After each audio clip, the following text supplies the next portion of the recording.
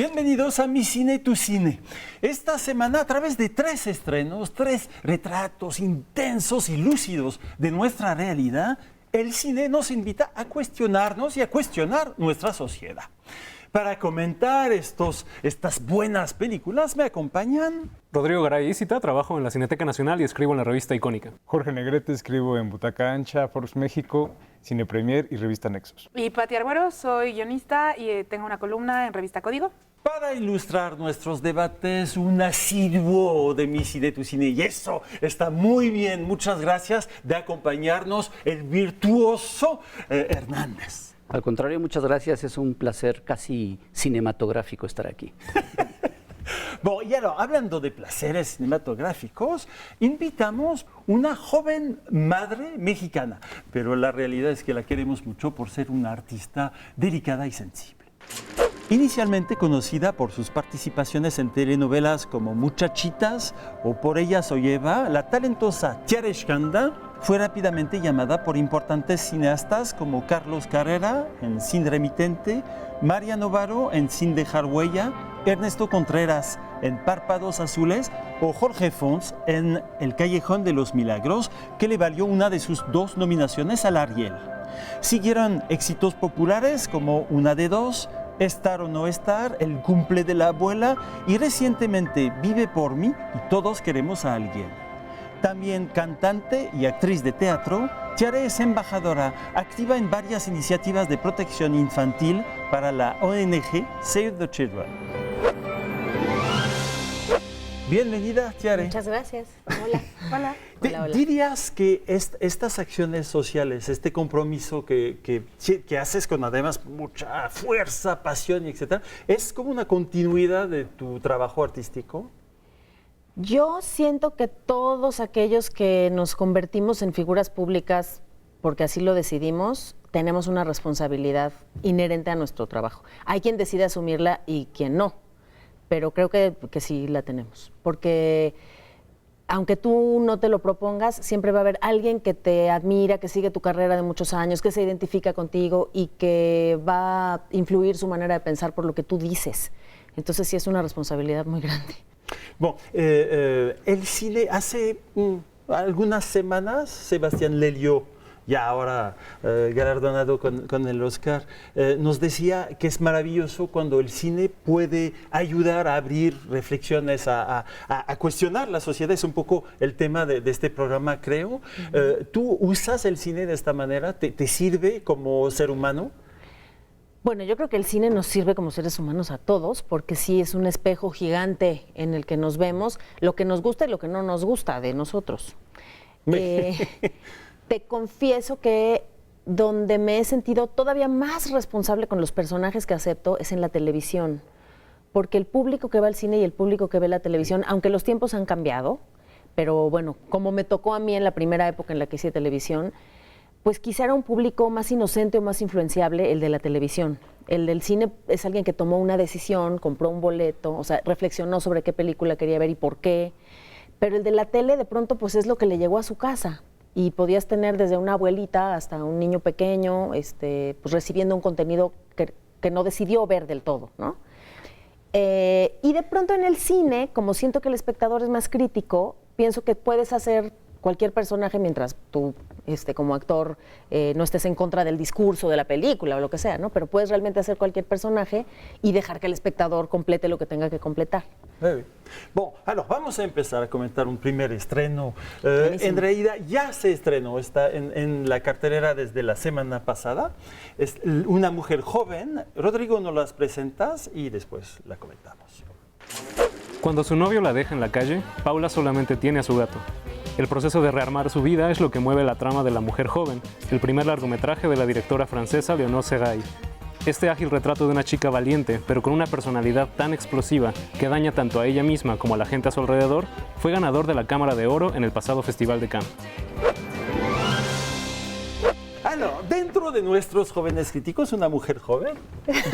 Sí, tenemos. Y Patia, a ver, ¿cómo reaccionaste a esta película?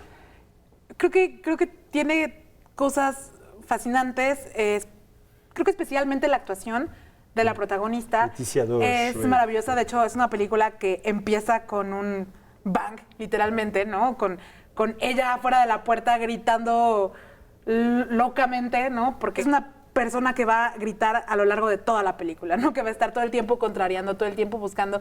Y sí, o sea, creo que la gran fuerza de la película está mucho en la actuación de la protagonista y en esta estructura capitular que funciona muy bien. Y en una carga de vida, de intensidad de parte del personaje, no es solamente la actriz. Jorge.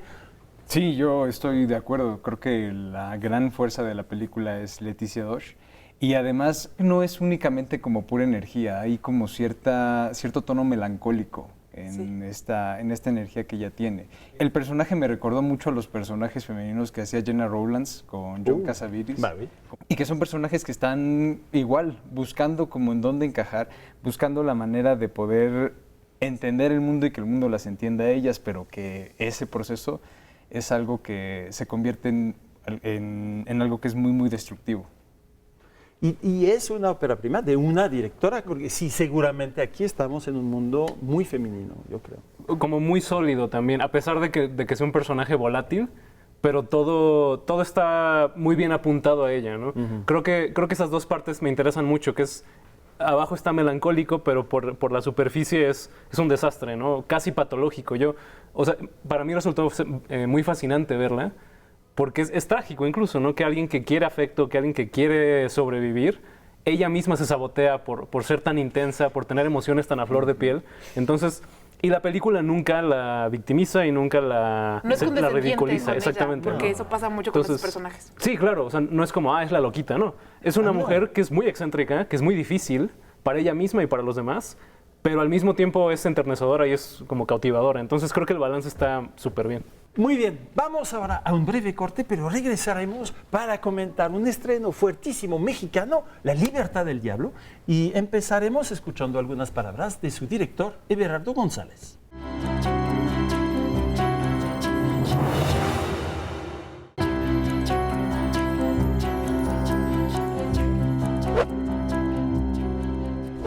Bueno, excepcionalmente, Everardo, vamos a empezar hablando de forma y no de fondo, porque para explicar por qué hacemos esta entrevista con este dispositivo raro. Esto es un mecanismo que inventó Errol Morris, que diseñó para lograr un testimonio mucho más compenetrado con el espectador. Y yo decidí usarlo porque antes había tomado una decisión compleja, que era eliminar el rostro de la gente que aparece en la película con el uso de una máscara.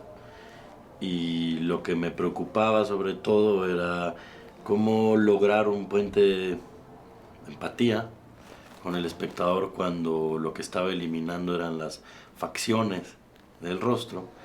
Y caí en cuenta que la empatía se genera mucho a partir de la mirada, de ser capaz de sostenerle la mirada al otro, y por eso utilicé un dispositivo que es este, que lo que permite es que la mirada de quien está de este lado de la cámara sea franca a quien está del otro lado de la cámara. Y una que también fui viendo en el proceso es que elimina esto que nosotros creemos que es el rostro de la maldad, porque en un país como México, en una sociedad profundamente clasista, profundamente desigual, la maldad siempre tiene un rostro estereotipado que ha estigmatizado permanentemente a un sector social del país.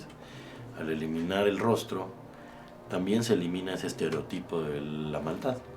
Pues muchísimas gracias, podemos durar mucho, pero Sí, ya. muchas gracias. Y sobre todo es que ojalá todo el mundo vaya a ver esta película. Ojalá que la vayan a ver. De la misma manera que espero que fueron a escuchar otros fragmentos de la entrevista de Sebastián Lelio o de Lucrecia Martel de estas últimas semanas, ahora que vayan a buscar otros fragmentos de esta súper entrevista de Everardo González o su versión completa. Y ahora vamos a hablar de esta película juntos y te escuchamos primero, Hipatia, para ver imágenes y tener elementos más precisos para empezar este debate. En La Libertad del Diablo, la más reciente película de Everardo González, uno de los documentalistas más importantes en nuestro país, reconocido por películas como Los Ladrones Viejos y Cuates de Australia, explora el tema de la violencia en México a través de testimonios de quienes se han enfrentado a esta violencia directamente, ya sea como víctimas o victimarios. Este documental psicológico es un conjunto de estremecedores relatos, narrados detrás de máscaras que permiten un acercamiento más profundo a las realidades que azotan nuestro país. El filme ha recibido múltiples premios, incluyendo el premio Amnistía Internacional en la Berlinale de 2017. La viste hace un rato, Tiare, pero se queda muy claramente en tu memoria, ¿verdad? Me parece una película durísima, durísima. Todo el tiempo quisieras que fuera ficción. No salí del cine recomendándosela a todo el mundo, solo a los que pienso que pueden soportar sin que se les haga pedazos el corazón. Pero realmente es una película muy difícil de ver. Difícil de ver por lo dura, pero es una gran, gran película, me parece. Sí, yo diría que es una película necesaria también. Sí. Yo entiendo que es un documental y que no tiene ninguna obligación de darnos esperanza, pero yo le hubiera agradecido salir del cine pensando que no todo está perdido, ¿sabes? Pero creo que no, que es bastante desesperanzadora la película. La realidad más que la película. Oui, yo creo que es la realidad, pero la película se acaba con alguien que pone la cara que quiere ya de una vez confrontarse con la realidad para ir más allá de esto y para adelantar. Creo que aquí hay un inicio de esperanza. Rodrigo, ¿dirías que es muy desesperadora? ¿Sí? Sí, pero al contrario, yo se lo agradezco, de hecho, porque tiende o podría llevarse este tema por lados quizás un poco complacientes, no justamente para minorar el golpe, decir, bueno, pero puede haber solución. Y creo que pero hay gente buena. Yo quisiera nada más saber que además hay gente buena, que lo sé, que la hay, pero en este universo de La Libertad del Diablo... No, y yo creo que lo interesante de La Libertad del Diablo es no tanto decir que todos son malos o que todos sufrimos, pero sí dar el golpe, o sea, para saber qué está pasando, ¿no? Entonces, creo que es muy atinado en ese sentido, es muy balanceado.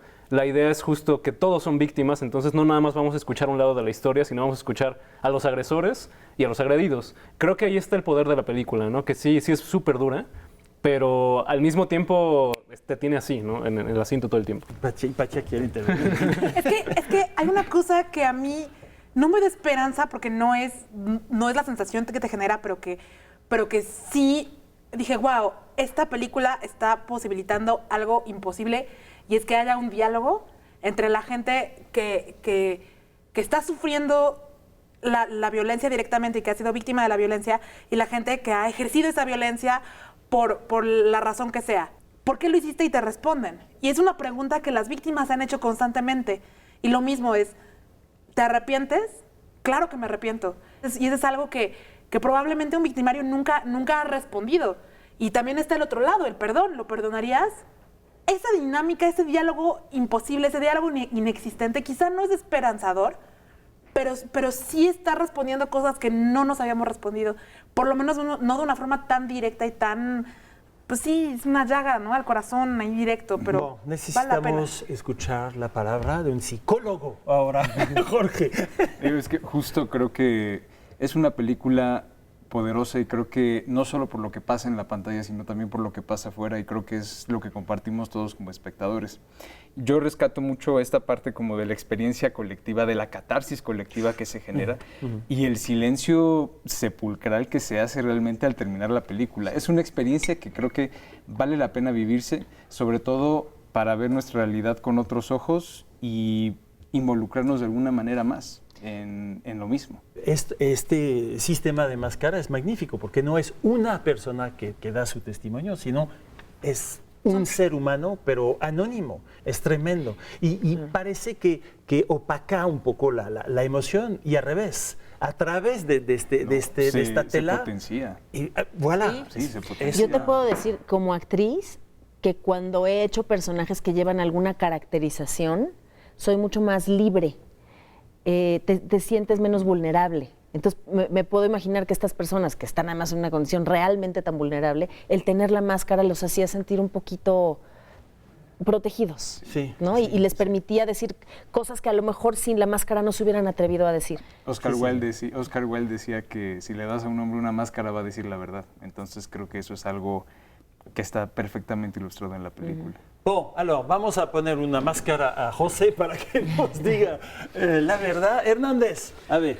El personaje principal de esta película es una máscara, pero realmente yo creo que pues un poquito somos todos, ¿no? Uy, Ay, qué bonito. magnífico. Muchísimas gracias, José. Ya entendieron que tienen que ir a ver La Libertad del Diablo y por favor también tienen que quedarse para ver el tercer bloque de Mi Cine, Tu Cine.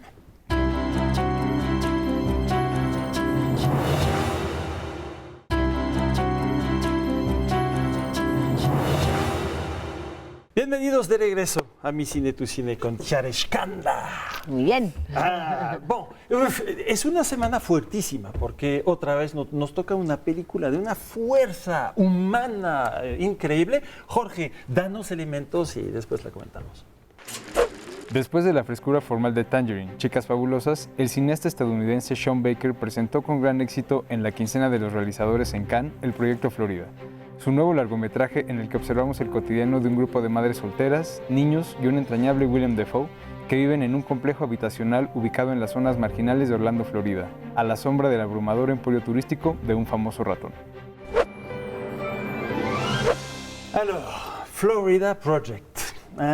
Otra experiencia humana, aventura, donde estamos totalmente tan cerca de los personajes que no hay manera de tomar distancia y vivimos pero al 100 las emociones. ¿Cómo te sentiste tú, Rodrigo? Sí, muy cerca de los personajes. También es otra película con una mujer descarrilada que es encantadora. A mí la mamá que aparece en esta película me encanta. Y es fascinante ver cómo su familia se va para abajo. Creo que... ¿Y lo dices reyendo? Es que es una película... Eso hay que hablarlo con el psicólogo. Creo que él es una mala persona.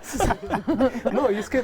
Porque la película tiene este balance. Tú estás viendo cosas muy duras o no viendo cosas muy duras de una mujer que se está quedando sin dinero, en realidad no se puede hacer responsable de sus hijos, entonces no sabe qué hacer. Y cómo esto le afecta o no le afecta a su hija, ¿no? Entonces, el balance nunca es cruel y nunca es, digamos, muy trágico, ¿no? Es una película que sabe llevarlo muy bien.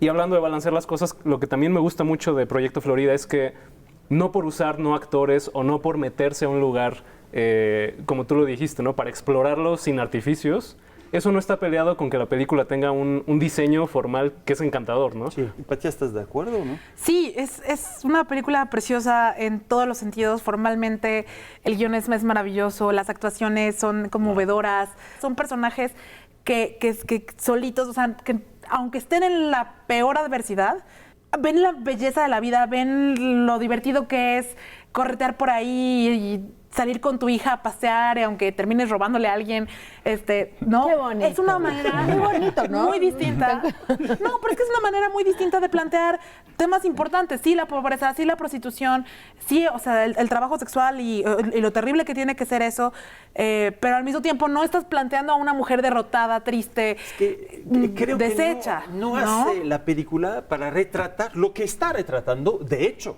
que es esta pobreza absoluta, la lucha para sobrevivir, pero lo que retrata son esos seres humanos vivos que están aquí. Aló, Chiare, tú. Yo sufrí mucho, porque como soy mamá, mi hija ya es grande, pero creo que a partir de haber sido madre, como que veo a todos los niños como si fueran míos. Bueno, sí, adolescentes, no Claro, están lejos de la edad. No, pero estas son unas chiquitas, Muy bien. que me parecen además unas extraordinarias actrices, por eso qué bueno que se la crean, porque de verdad son... Y luego la madre, por ejemplo, que sí, que la acabas viendo como ser humano y acabas entendiendo que ella debe venir también de una desatención absoluta de su familia y que le hace ilusión su relación con su hija y demás.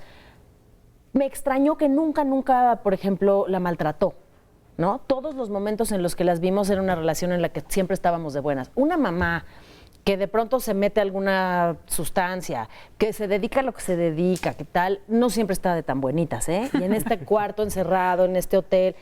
O sea, claro que cuando llega un momento en que se tiene que enfrentar a las instancias de protección a la infancia, pues claro que hay muchas razones para quitársela, pero uno dice, pero la quiere mucho, pues sí la quiere mucho, pero hace unas cosas que ponen en peligro a su hija gravísimas, que como no las vemos, porque la película está contada tan desde otro lado, tan no entrándole al horror, como que hace que uno mismo no se acuerde, pero el peligro es inminente todo el tiempo.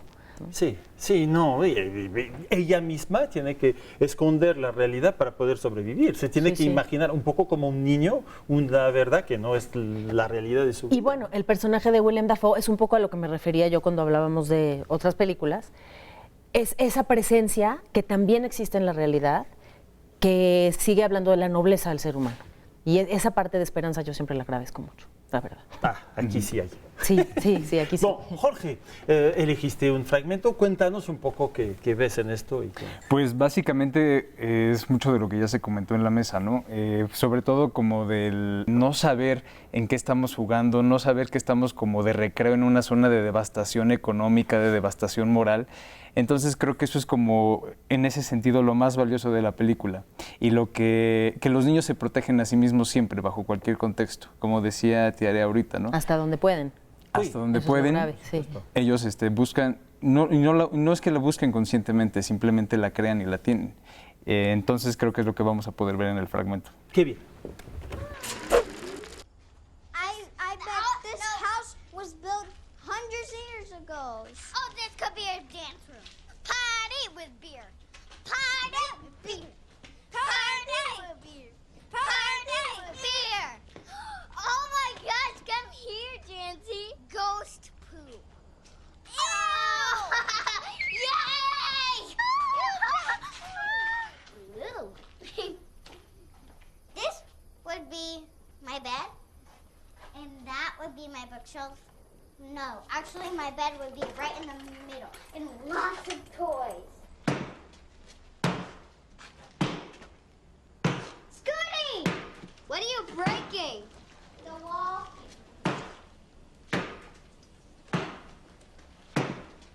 Good luck!